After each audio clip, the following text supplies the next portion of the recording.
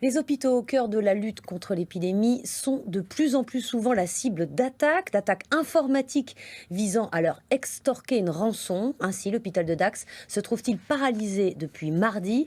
Plus aucun ordinateur ne fonctionne. Le téléphone vient tout juste d'être rétabli. L'établissement ne peut plus assurer que les urgences. François Baudonnet, Guillaume Michel. Une attaque informatique en pleine nuit qui paralyse tout l'hôpital.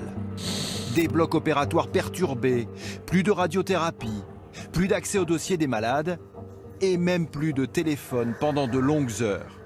Depuis 3 jours, l'hôpital de Dax a un genou à terre. C'est une attaque massive, exceptionnelle par son ampleur et surtout par ses conséquences. Pour remettre en route le système, le pirate informatique exige une rançon que l'État dit refuser de payer.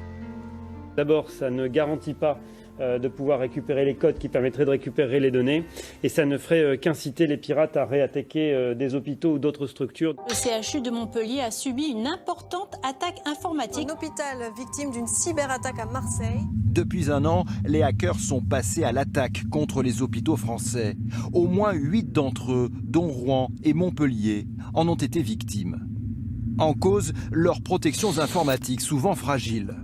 Pour nous le prouver, cet expert, lui-même responsable de la sécurité informatique d'un hôpital, parvient en quelques minutes à ouvrir les dossiers des malades d'une clinique française. Donc là, on a accès au nom des patients, à leur date de naissance, on connaît le type d'examen, et puis là, on a la date de l'examen. Là, on sait qu'on a Michel qui est né en 1945, par exemple, Antonio en 1948. Les hackers opèrent bien souvent depuis la Chine ou la Russie. Et pour eux, peu importe la cible, même s'ils risquent de mettre en danger des vies humaines. Les cybercriminels vont attaquer tout le monde, quel que soit le profil. En fait, l'objectif est vraiment d'avoir de l'argent.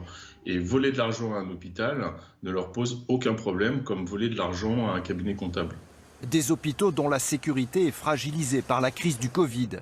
Le télétravail multiplie en effet les portes d'entrée pour les pirates.